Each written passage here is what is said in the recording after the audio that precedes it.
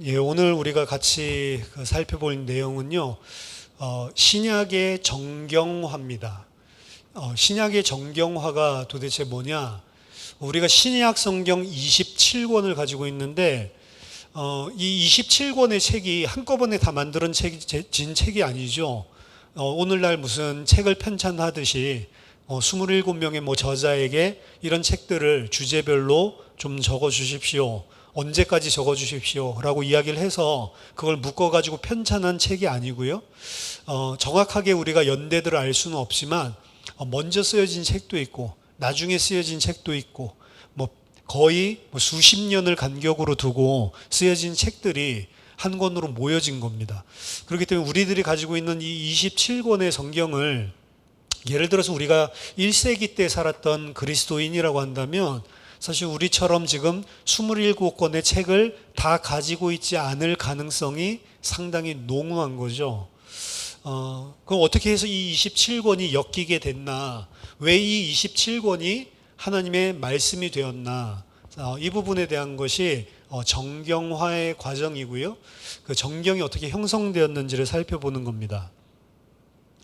성경 자체에서는 이 책이 하나님의 말씀에 포함되어야 한다라고 하는 그런 기준 같은 것들이나 그런 규정을 언급한 곳이 전혀 없습니다. 마태복음이 신약 성경에 들어가야 된다 이런 규정이 없잖아요. 그러면 누가 도대체 이거는 신약 성경이다라고 27권의 책을 정했냐? 그리고 언제 이게 정해진 거냐? 이것이 이제 정경화에 대한 질문입니다. 먼저 크게 잘못된 견해 두 가지를 좀 말씀드리면요. 첫 번째는 많은 사람들이 이렇게 생각하는데요. 이 정경 27권이 정해진 것은 콘스탄틴 황제 때에 기독교를 국교화한 것은 아니고 기독교를 공인하면서 이제 황제가 밀어주는 그런 종교가 됐죠. 그럼 콘스탄틴 황제가 명령을 해서 4세기 때에 27권의 책을 정했다. 이런 식으로 보는 견해. 지금 이게 잘못된 견해입니다. 혹은 일부 기독교 리더들, 주교들이나 이런 사람들이 모여서 그들 중에 일부가 이 책이 성경이라고 규정을 해야 되겠다라고 생각을 해서 원래 기독교는 이 다양한 모습의 형태였었는데 어떤 일부 이 주교들이 모여서 저런 기독교의 모습들은 틀린 거야. 자기네들이 독단적으로 결정을 해서 그런 사람들이 가지고 있던 신학적인 내용이나 믿음의 내용을 규제시키기 위해서 인위적으로 다양한 색깔의 기독교를 하나로 통일하기 위해서 이러한 개념을 가지기 위해 이 정경을 그들이 일부 몇몇 지도자들이 모여서 결정을 했다. 종교회의나 이런 걸 통해서 그렇게 하는 거겠죠. 이런 식으로 생각하는 두 가지가 전부 다 잘못된 것입니다. 혹은 어떤 사람들은 너무 믿음이 좋아서 하나님이 정하셨지 이 신약 성경은 그냥 하나님이 딱 영감으로 이 27권이 하나님의 말씀이야. 누구에게 줬는지는 모르고 그냥 무작정 그냥 하나님이 그냥 정하신 거야. 그냥 말씀이니까 믿으면 되지. 이렇게 생각을 하거나 혹은 이것이 마치 하늘에서 뚝 떨어진 것처럼 그냥 그렇게 정경화 과정을 전혀 생각하지 않고 하나님이 어떤 때인가 계시를 주셔서 정해 주셨어 라고 하늘에서 뚝 떨어진 것처럼 생각하는 것, 그것도 잘못된 견해입니다. 양극단을 좀 이야기를 드렸는데 이 성경이라고 하는 것은 신약 성경이 27권으로 확정된 것은 인간의 어떤 권위에 의해서 인위적으로 규정된 것도 아니고요. 그리고 또 성경을 가지고 자기 자신들이 어떤 지도자적인 위치를 가지고 있는 몇몇 사람들이 이것을 성경이라고 하자 이렇게 정한 것이 절대로 아니다라고 하는 것입니다. 이 이야기를 강조하면서 흔히 행해지는 말이 있는데요. 교회가 하나님의 말씀을 만든 것이 아니라는 것입니다. 교회가 하나님의 말씀을 만든 것이 아니고 거꾸로입니다. 오히려 하나님이 교회를 말씀으로 창조하신 것이다. 천주교에서는 뭐라고 이야기하죠? 이 정경을 누가 정했냐? 우리 천주교회가 정했다. 그러니까 교회가 말씀 위에 있는 것처럼 생각을 하잖아요. 근데 교회가 성경 하나님의 말씀을 규정하는 게 아닙니다. 말씀이 하나님의 교회가 무엇인지를 거꾸로 규정하는 것입니다. 그렇기 때문에 이 말씀을 어떤 권위, 어떤 독단적인 사람, 그것이 세속적이든 아니면 종교적이든지 간에 그런 것들에 의해서 임의적으로 정해진 것이 아니라는 거죠.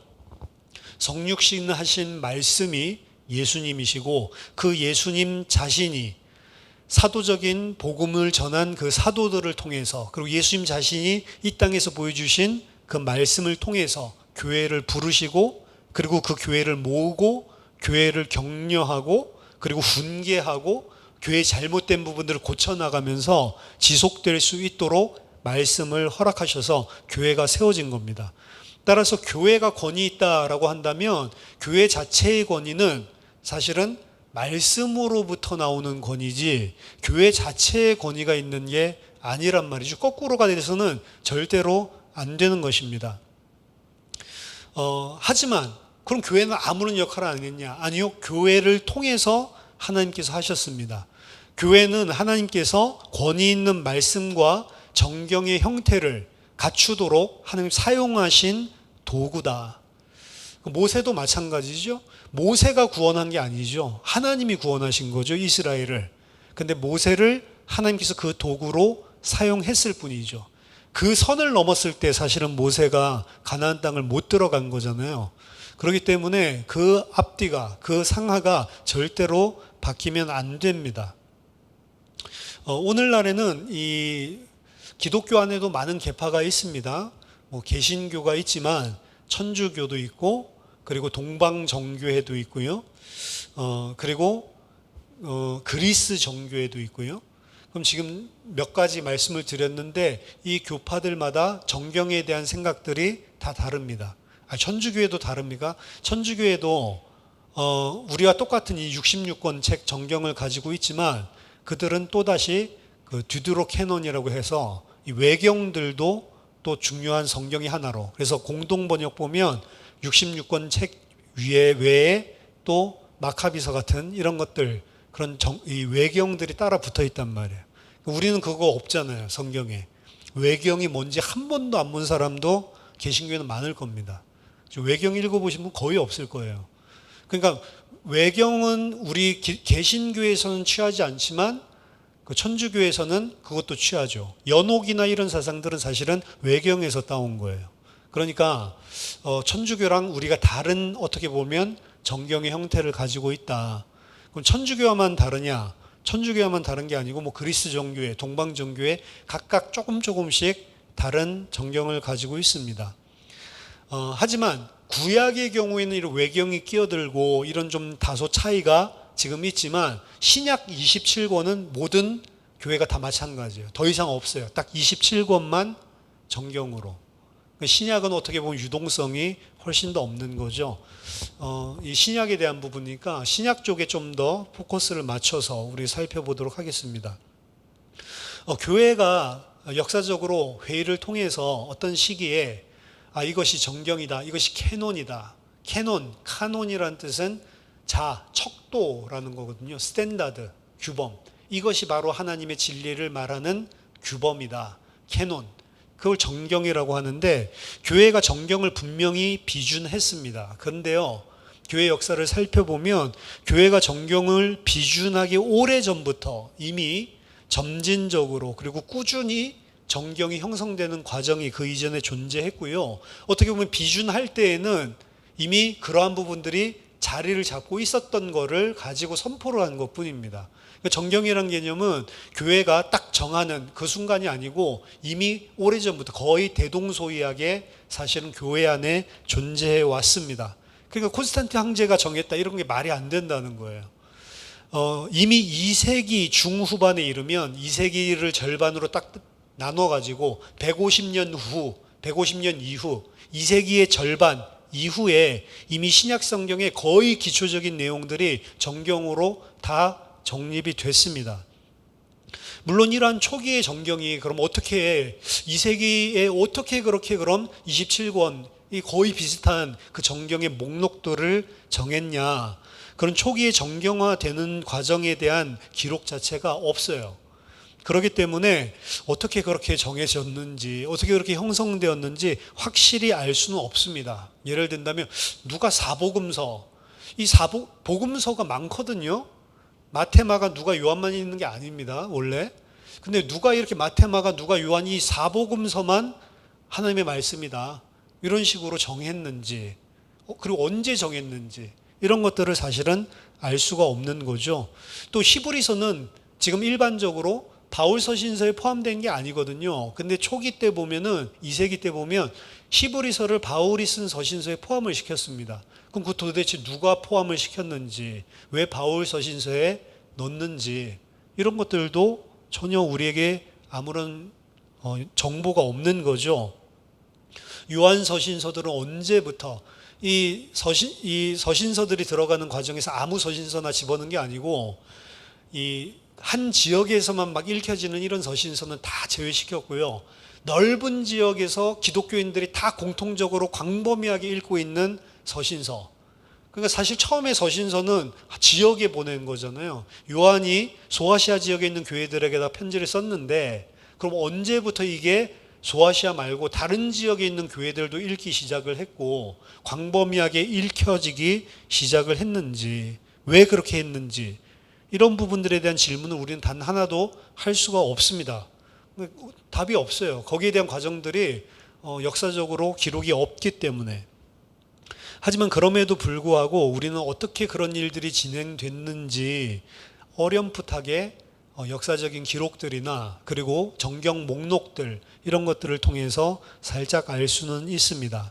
그래서 루크 티머스 존슨이라고 하는 요 학자는요, 뭐라고 이야기했냐면, 우리는 최소한 그것이 그 정경 과정이 정경되는 과정이 후기에, 기독교 아주 후기에 일어났었던, 그리고 임의적으로 혹은 인위적인 압력에서 위에 있는 권세로부터 아래에게 상명하달하듯이 그런 식으로 이루어진 것이 아니라는 사실을 안다라고 이야기했습니다. 아까 전에 처음에 이야기했던 그런 방식으로 절대 이 정경이 결정된 게 아니라는 거죠.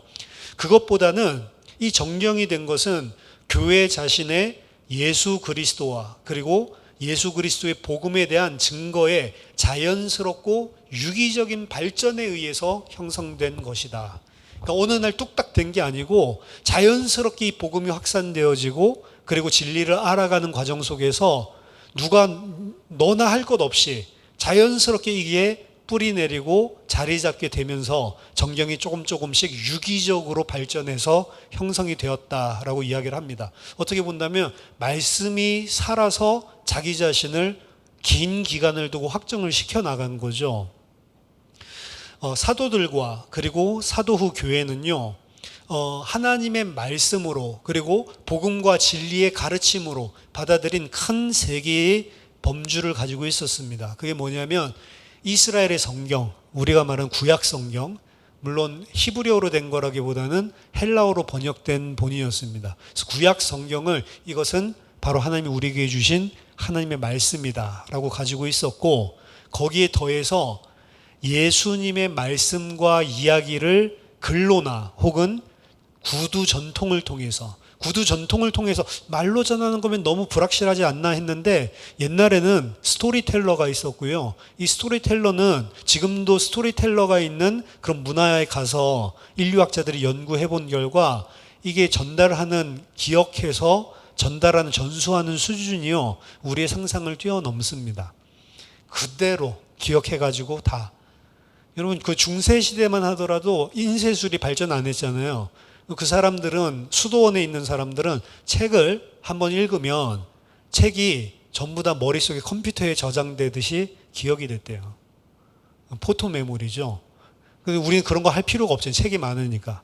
퇴화가 됐는데, 사실 이 중세시대 때도 이미 그랬고요. 그리고 이 각 그런 원시 부족들, 그런 형태로 있는 사람들은 책, 글이 없으니까 스토리텔링으로 자기 민족의 히스토리들을 다 가지고 있는데, 그 전달하는 것들을 연구해 보니까 이게 거의 책 수준으로 그대로 전달이 된다는 거죠.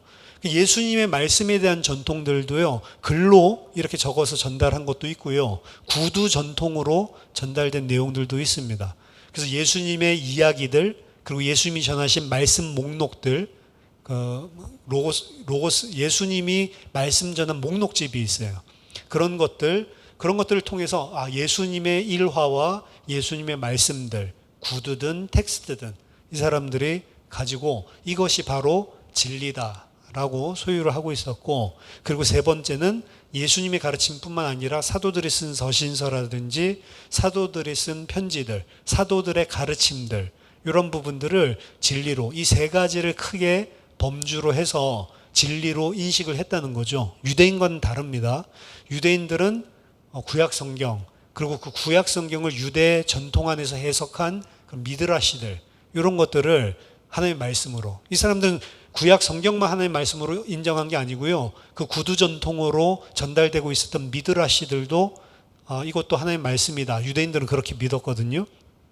근데 기독교인들은 그 미드라시 빼고 구약 성경, 그리고 예수님의 말씀과 예수님의 일화들, 그리고 사도들이 가르친 가르침의 내용들, 이 세 가지를 진리다, 이렇게 가지고 있었다는 겁니다. 이 세 가지가 함께 혼합되었을 때 이 세 가지 요소들이 하나님에 관한 이야기, 하나님이 어떻게 창조하셨고, 이스라엘을 어떻게 하나님 인도하셨고, 메시아를 어떻게 보내셨고, 그리고 그가 어떻게 교회를 세우셨고, 장차 어떤 미래가 다가올 것인지 전체 이야기가 만들어지는 과정들이 자연스럽게 전체를 꿰는 거죠. 어떻게 보면 그런 과정들이 존재했고요. 그것들이 다가올 완성을 이야기하는 완성된 성경의 그림 이야기들을 사실은 인식 속에 형성을 하고 있었습니다. 그리고 그것을 인식할 수 있는 일련의 교회의 직분에 대해서도 이 사람들이 계속해서 발전하고 또 사도에게 가르침받은 것들을 전수를 했고요.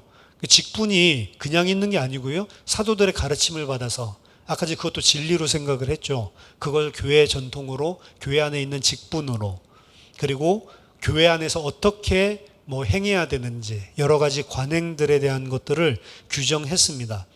따라서 성경적인 정경이라고 하는 것은요, 이전에 이미 창조부터 종말까지 이르는 역사적인 전체 이야기의 절정이고요, 그리고 그 모든 것을 성취한 분이 예수님이다라고 하는 그 예수 이야기를 그 하나님의 전체 구속사 이야기의 절정으로 인정을 했고, 그 안에서 교회는 어떤 믿음의 규범을 가지고 살아야 하는지, 이런 부분들이 우리처럼 27권 책은 안 가지고 있었지만 이러한 자료들과 이런 가르침들, 진리들을 통해서 이미 교회들에게 깊숙하게 인식되어지고 있었다는 이야기입니다. 이것이 결국 기독교가, 교회가 가지고 있는 내용, 그리고 분명히 다른 지역에 있는 기독교회인데도 불구하고 동일한 신앙의 일관성을 형성하는 그러한 일들이 발생을 했고, 그러한 것들을, 그러한 유산들을 요약하는 일들이 발생했습니다. 그래서 이러한 믿음은 동시적으로 성경으로 알려진 것으로부터도 유추되었고, 그리고 이것이 말씀에 부합하다, 진리에 부합하다라고 하는 서신서들을 회람하게 만들었고, 그래서 이 교회에 보낸 편지가 다른 교회에도 유익하다라고 생각되니까 이제 회람이 시작된 거죠. 결국에는 정경을 만드는 기초가 되어가기 시작을 합니다. 자, 지금 이 내용이요, 제가 이전에 한번 강의했었던 내용이 있었던 캐논 1에 대한 이야기입니다. 정경, 첫 번째 정경. 첫 번째 정경은 어떤 목록이 아니라 우리가 가지고 있는 믿음의 내용, 하나님의 창조부터, 그리고 예수 그리스도를 통한 클라이맥스랑, 그리고 예수 그리스도의 재림을 통해서 완성될 구속 이야기, 이 전체 그리스도 안에 있는 진리에 대한 내용, 이런 부분들이 그냥 어떤 한 교회랑 다른 다른 게 아니고 공통적으로 그리스도인들에게 다 똑같이 사실은 서로 공유를 하고 일관성을 가지고 뿌리 내리기 시작을 했다는 거죠. 그래서 27권의 책은 없었을지 모르지만 1세기의 그리스도인들과 그리고 오늘날 21세기의 그리스도인들이 너 도대체 뭐 믿고 있냐, 너가 믿고 있는 거의 핵심이 뭐냐, 만약 대화를 한다면 동일한 핵심을 이야기하고 있다는 거예요. 27권 책을 다 안 읽어도 사실은 그 캐논 1이라고 하는 것, 진리의 어떻게 보면 정수죠. 진리의 핵심이죠.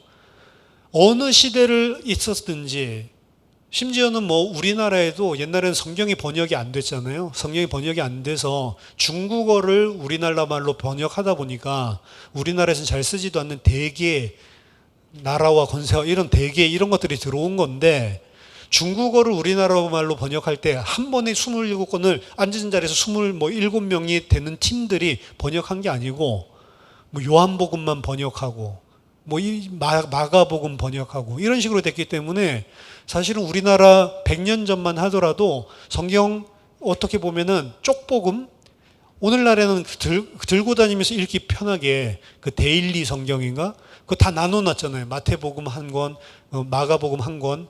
그렇게 해서 전체 들고 다니면 힘드니까 이제 한 권씩 빼가지고 들고 다니죠.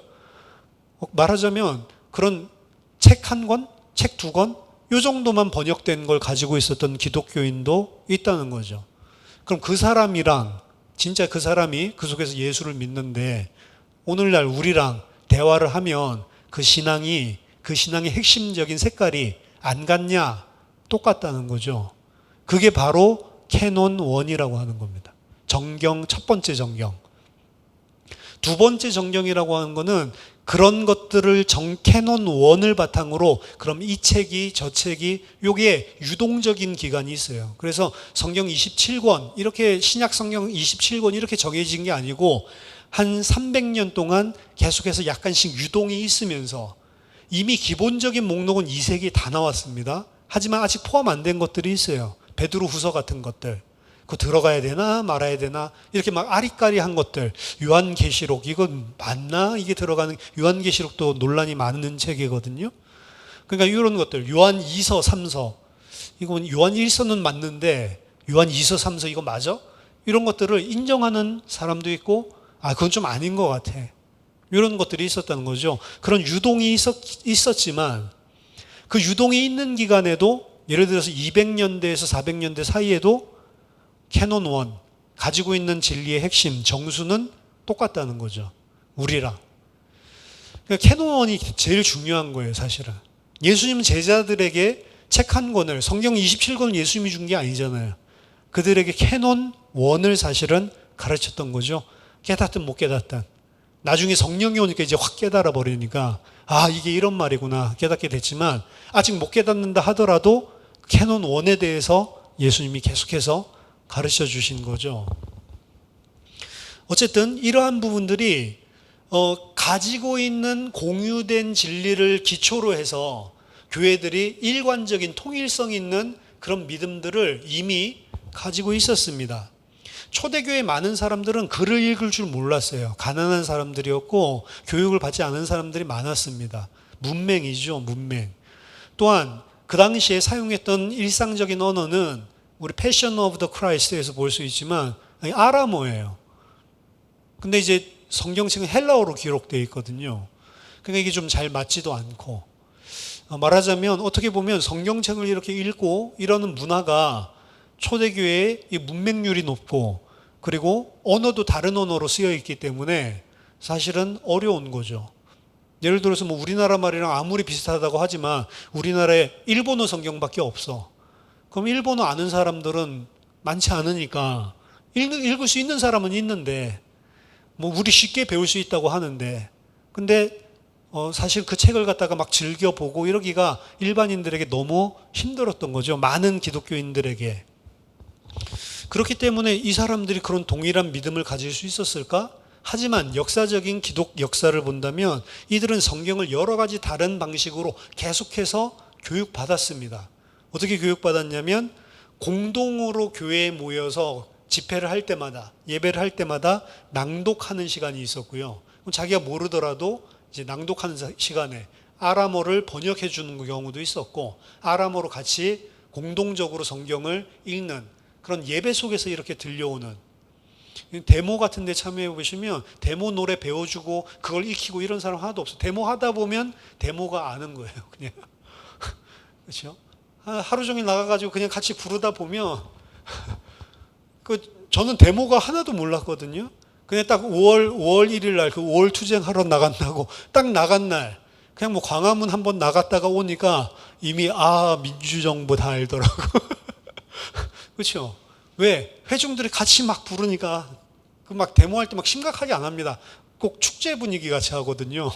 그 막 정경 오면 막 피 터지게 막 튀는 것보다는 야 온다 이러면서 막 우르르 막 도망다니고, 사실 뭐 우리가 사상이 있어서 나가는 것도 아니고 대부분 뭐 대학교 1학년이 무슨 사상이 있어요. 그냥 선배들이 나가자니까 나가는데, 근데 그렇게 하루 종일만 있어도 민주정부 철회 노동자 막 이런 노래 금방 쏙쏙 들어오더라고.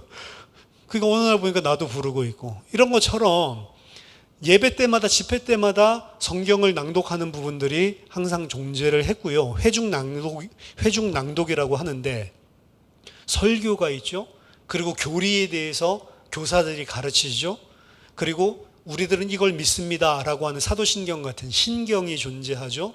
그리고 교회 안에서 이게 맞냐 틀리냐의 변증적인 토론이 바깥의 대상으로도 하고요, 안에 있는 대상으로도 잘못된 믿음 고치기 위해 변증적인 토론들이 계속 존재하죠. 이러한 역동적인 삶들과 모임들 속에서 진행되어지고 있는 가르침과 그리고 성경, 이런 것들을 통해서요, 비록 그들이 교육을 못 받았다 하더라도 성경 그 본문과 그리고 그 안에 있는 진리에 대한 해석, 설교의 내용, 이런 부분들은요, 초대교회의 구성원들의 중요한 부분으로 남아 있었고요. 그리고 중요한 본질적인 신앙적인 걸로 그들 속에 자리를 잡았습니다. 그러니까 글 못 읽는다고 해서 그 사람이 믿음이 없고 성경의 내용을 모르는 게 전혀 아니었다는 거죠. 결국 이 기독교는요, 점점 이 말씀, 적혀진 말씀, 기록된 말씀에 조금씩 집중하는, 그래서 나중에 뭐라고 불렀냐면 체계 종교다. 근데 종교란 개념이 없었기 때문에 체계 운동, movement of book 혹은 book of movement, 운동은 운동인데 어떤 운동이냐면 체계에 의한 운동. 그만큼 체계 민족들이 됐습니다. 체계 백성들이 됐어요.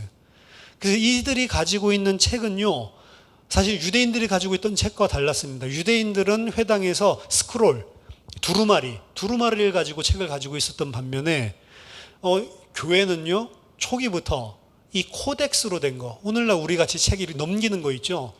이런 형태의 책이 매체가 달랐어요. 그래서 그냥 기독교인인지 유대인들인지 기독교인, 이게 확실하게 분리가 안 됐지만 코덱스 들고 다니면 쟤는 예수 믿는 사람, 예수를 메시아로 믿는 사람인가 보다 할 정도로, 이 코덱스는 사실은 어떻게 보면 지대한 기독교의 영향을 받은 겁니다. 이게 책 보기가 얼마나 편해요, 두루마기보다.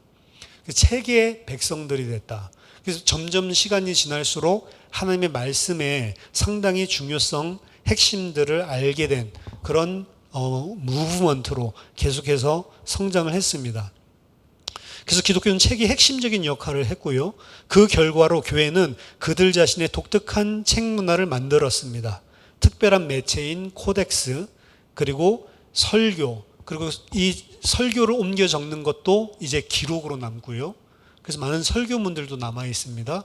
그리고 성경을 옮겨 쓰는, 사본을 옮겨 쓰는 이런 사필, 그리고 여러 가지 성경을 줄여서, 줄임말 오늘 고후 이러면 고린도후서 이러듯이 약자들, 예수님도 주는 그리스도시요 살아계신 하나님의 아들이십니다, 이거 익투스 이렇게 약자로 쓰죠. 이런 것 같은 이런 문화들, 그리고 이 책을 읽고 이해하는 데 도움을 주는 각종 참고문들, 그리고 공동체 주석서, 그리고 이 책을 혼자 읽는 게 아니고 책이 귀한 시대였기 때문에 서로 달고 달도록 나눠 읽는 이런 문화가 상당히 교회 안에 시간이 지나면 지날수록 점점 더 뿌리를 내리게 됐습니다.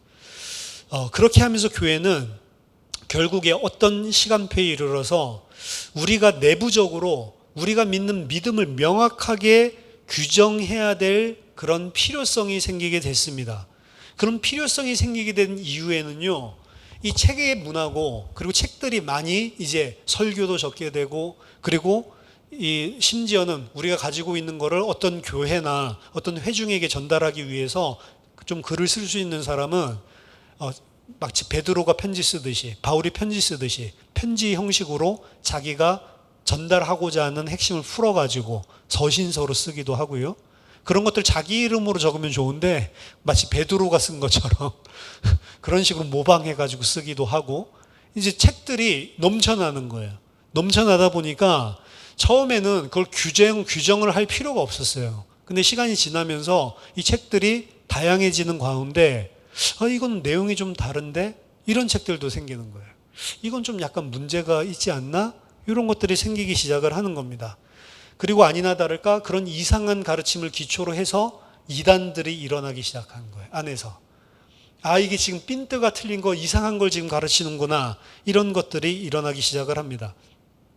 그래서 이 교회 안에서 기독교 책들이 수집되고 그리고 사본을 필사본을 쓰고 그리고 같이 읽고 참 좋았었는데 그래서 이 세기에 이미 이런 부분들이 진리를 말하고 있는 책들이다. 이런 목록들도 거의 오늘날과 대동소이하게 결정이 됐는데 이 시간이 지나면서 어떻게 되냐? 다른 책들이 나오는데 이 다른 책들이 공동체마다 사용하는 책들이 다 다르고요. 그리고 주안점을 두고 있는 책들이 다르고 그리고 주안점을 두고 있는 책들이 다른 무리들 가운데 꼭 이상한 거에 은혜 받아가지고 이상한 쪽만 뽑아가지고 막 이야기하는 그래서 이단이 모태가 되는 이런 가르침들도 생겨나기 시작하면서 이거 큰일 났다. 이렇게 되면 안 되겠다라고 하는 내부적인 각성이 일어나게 되는 겁니다. 그래서 2세기 말에 이르러서는 다소 권위적인 책의 이 목록들을 결정해야 될 필요성이 있구나. 이런 필요성이 일어나게 되고요. 그럼 그때 당시에 이제 이런 책들이 다 목록을 정할 때 어떻게 그걸 정했냐. 아까 전에 교회마다 공동체마다 이제 책들이 워낙 많아지니까 좀 선호하는 책들이 있겠죠. 그리고 지역마다 선호하는 책들도 있습니다. 예를 들어서 뭐 클레멘트 1서, 베드로 묵시록, 헤르마스의 목자 이런 것들 우리가 전혀 들어보지 못했던 것들도 있을 수가 있는데요.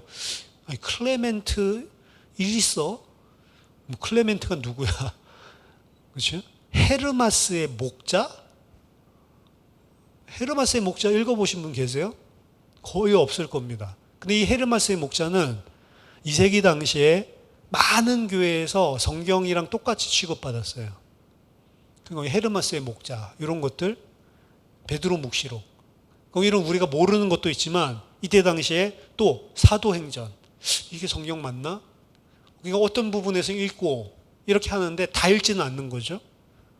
그리고 야고보서, 요한 2, 3서, 유다서, 계시록 이런 것들이 이제 좀 이전에 약간 2세기 초에 없었던 이런 책 목록들이 돌아다니기 시작하는 겁니다.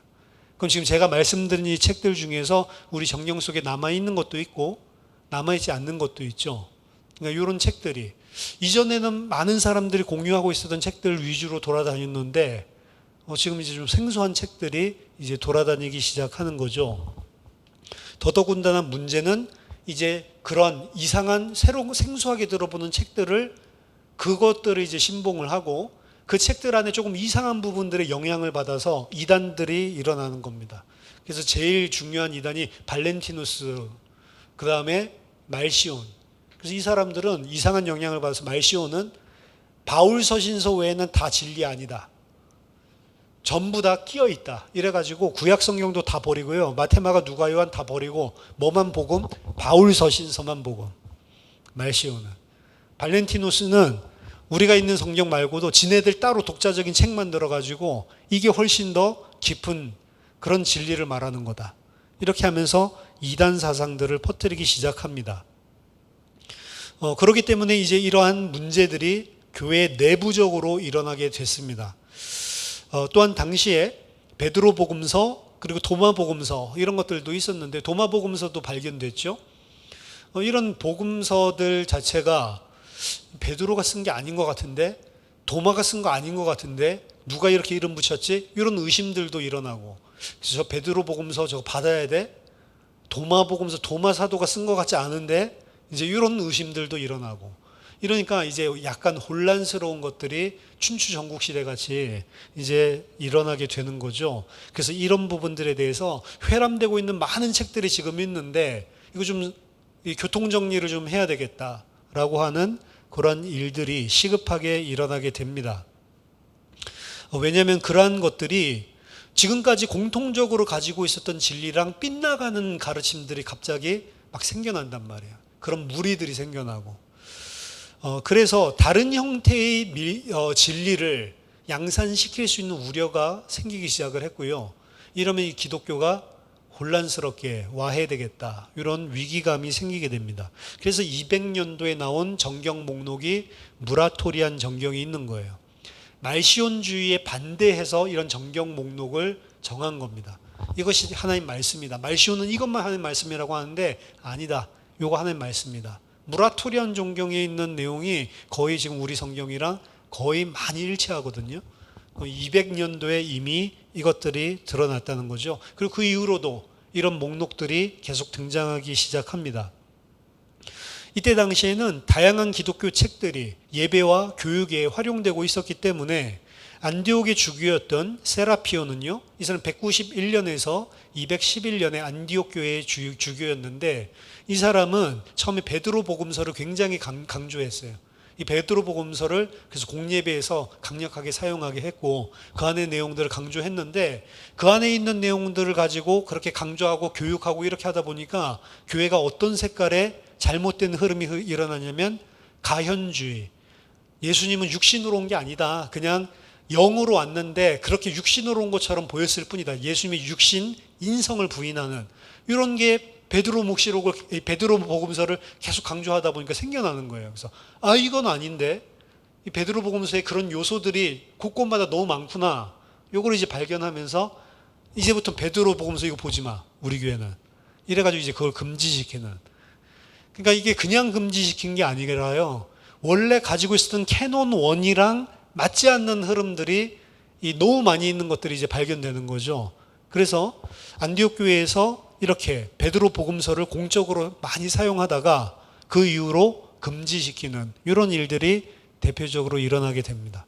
이 안디옥 교회에서 일어난 것뿐만이 아니고 이제 교회 전체적으로 일어나는 게 이게 이제 정경 목록 작업을 되는 거죠. 그래서 이전에는 헤르마스의 목자들 이것도 복음서 같이 생각을 했는데 이것도 신약 성경처럼 생각을 했는데 야 이거 아니야. 이거 계속 읽다 보니까 여기 이런 요소들 때문에 이상한 영향이 생기는 것 같아.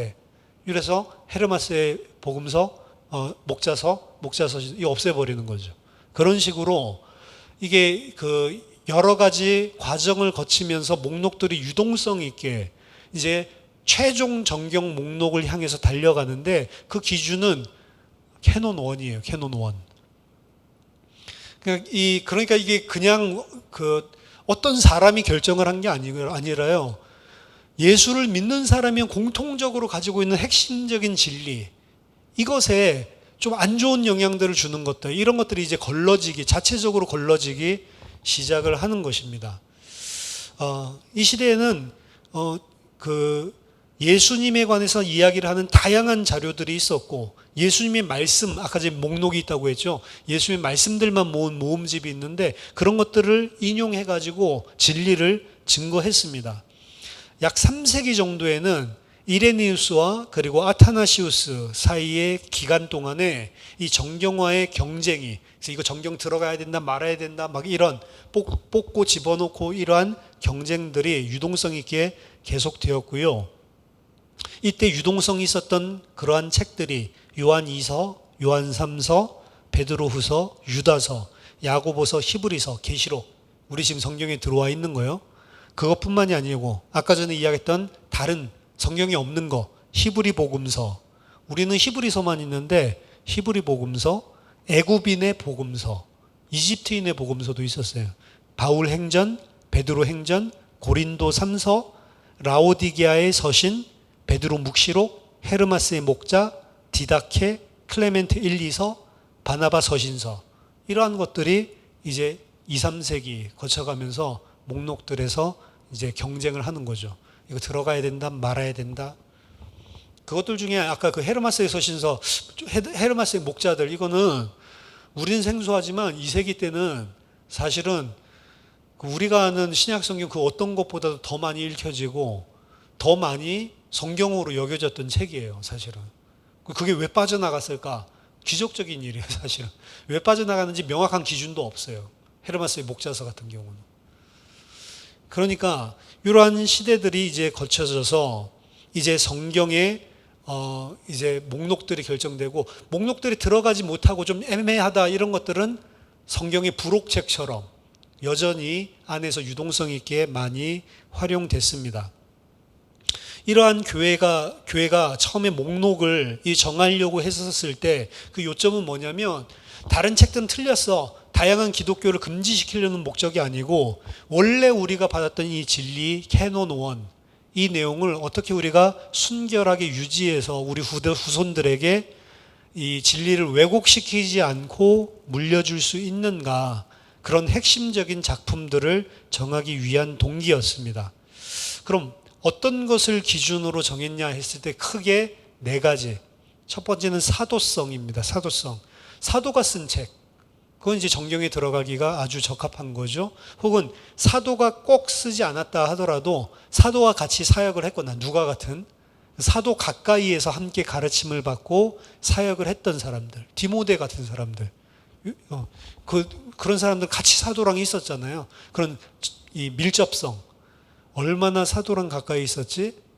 사도가 꼭 아니어도 사도랑 가까이 사역을 하고 사도들의 진리를 몸소 체험하고 그리고 그걸 기록할 수 있었던 그런 책들이 중심적으로 일단은 선별되는 기준이 있었고요. 두 번째는 정통성. 이건 캐논 1에 비추어 봤을 때. 그러니까 신학적인 기준도 있었다는 겁니다. 캐논 1에 비추어 봤을 때 이건 너무 가연성적인 색깔을 부추겨. 그럼 이제 빠져나가는 거죠. 아까 전에 예를 들었던 것처럼. 그리고 세 번째는 오래된 거. 그러니까 이제 2세기, 3세기 지나 1세기 거를 더 선호하는 거죠.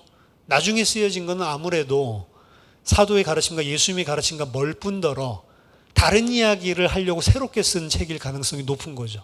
똑같은 이야기 하려고 책을 쓰지는 않을 거 아니에요. 다른 부분을 강조하려고 쓸 거 아니에요.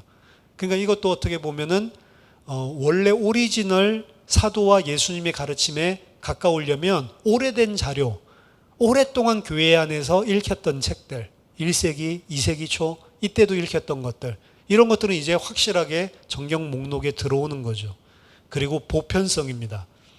아까 전에 헤르메스의 목자들이라고 하는 것은 엄청나게 성경처럼 읽었지만 어떤 면에서는 로마에만 한정돼서 로마 제국 안에서는 이탈리아 쪽이 로마 안에서는 완전히 우리 모든 신약 성경보다 더 성경처럼 읽혀졌지만 광범위한 기독교로 봤을 때는 많이 안 읽는. 그럼 저건 너무 협소해. 한쪽 커뮤니티만 너무 읽어. 이런 거 이제 빼는 거죠. 클레멘트 1서도 마찬가지입니다. 광범위하게 교회들이 보편적으로 읽히고 보편적으로 하나님의 말씀으로 읽고 있는 것들. 그래서 이러한 책들, 이 네 가지 기준, 네 가지뿐만 아니라 기준들이 조금 더 있는데 더 이제 크게 본다면 이 네 가지 기준인데요.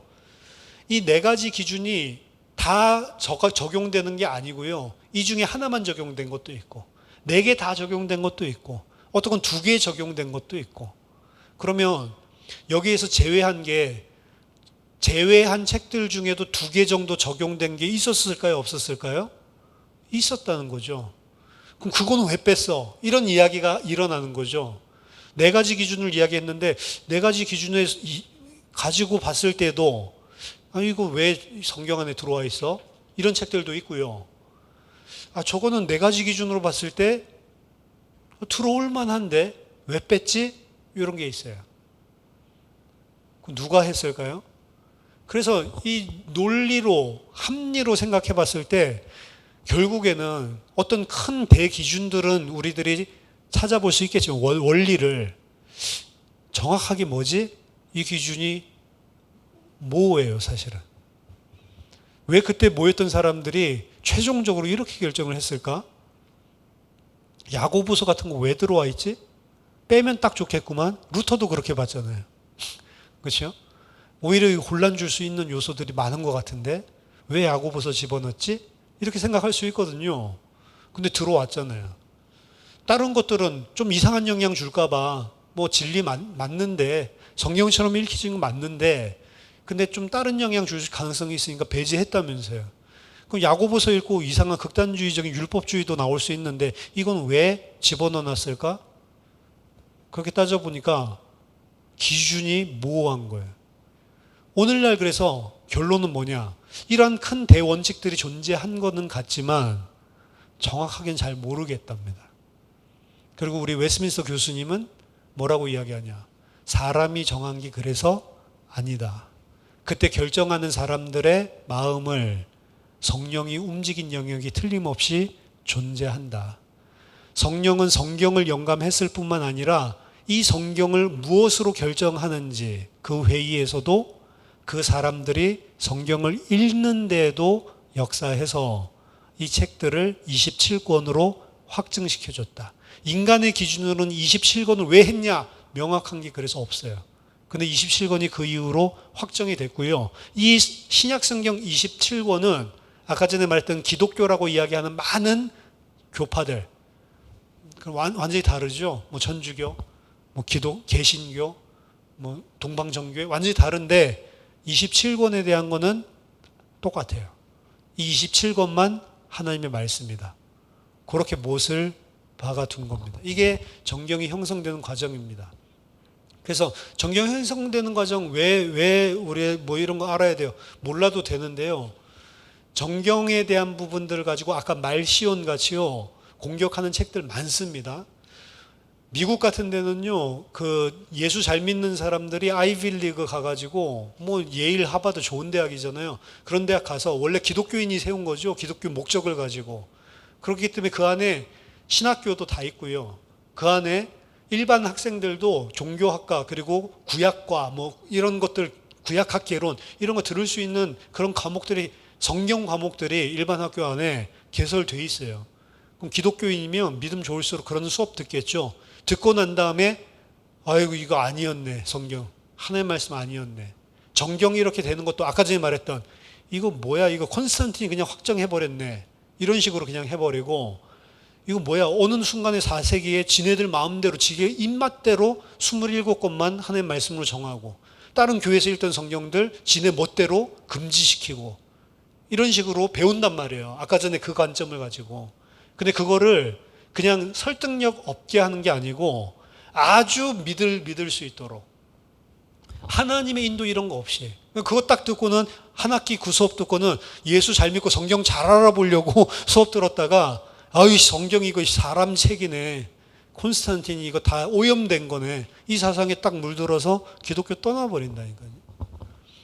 제가 삼척에 있을 때 검도했었던 우리 검도 가르쳤던 사범님도, 그분도 그 안수 집사님이신데 이분도 무슨 책을 갖다가 몇 권 잘못 읽었어요. 그래가지고 뭐라고 이야기하냐면 사복음서만 진리다. 사도 바울이 쓴 거는 진리 아니다. 그건 사도 바울이 만든 기독교고 나는 사복음서에 예수님이 말한 것만 믿는데요. 말시온 비슷하죠? 왜 그럴까요? 그런 책들이 많다니까요, 시중에. 성경 66권이 하나님의 말씀이다라고 하는 사실을 흔들 만한 말들이 많다니까요. 지난번에 이야기했던 거는 무슨 어떤 버전만 성경 말씀이다, 요거 이야기했죠, 지난주에는. 근데 이제 어떤 버전, 그거 어떤 번역만 잘된 말씀이다, 요거 아니고 이제는 성경이 사람의 책이지 하나님의 말씀 아니다, 이거 몇 권 정한 것도 다 인간이 했다, 이런 식으로 이야기해버리는 그런 것들이 많단 말입니다. 근데 정경은 그렇게 주어진 것이 아니고요, 뭘 중심으로? 캐논 1으로. 그래서 어떤 버전이든지 NIV든 뭐든 킹제임스 버전이든 그 사람들 좋아하는 흠정역이라고 하잖아요. 흠정역이든 NIV든 개역개정이든 캐논 1을 아는 데에는 아무런 부족함이 없다는 거예요.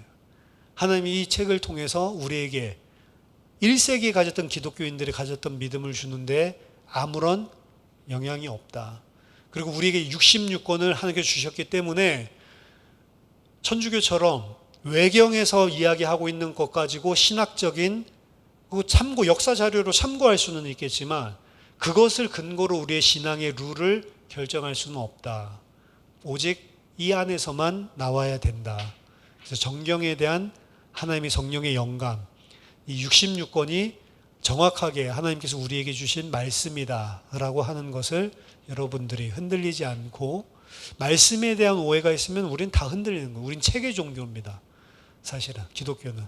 그래서 말씀에 대한 확신 흔들리지 말라고 이 부분 같이 정경화에 대해서 말씀 나눴습니다.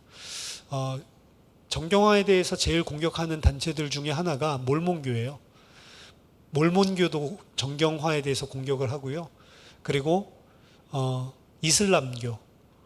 너희들은 성경 그거 어느 순간인가 오염된 거 가지고 결정했잖아. 이걸 공격합니다. 자기네는 7세기인가 8세기에 모하멧이 쓴 거 그거 그대로 우리는 전수했는데 이런 식으로 이야기합니다. 그럼 지난주 이야기한 거랑 이번 주 이야기한 거에 대한 개념 없으면 그런가 우리는 오염된 책 가지고 있나? 이런 식으로 생각하기 쉽다는 거죠.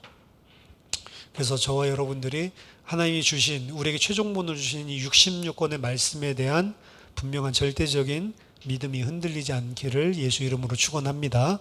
기도하겠습니다. 살아계신 하나님 아버지 은혜를 감사드립니다. 우리에게 진리를 알게 하기 위해서 성경 66권을 하나님의 성령의 감동으로 저에게 허락해 주심을 감사드립니다.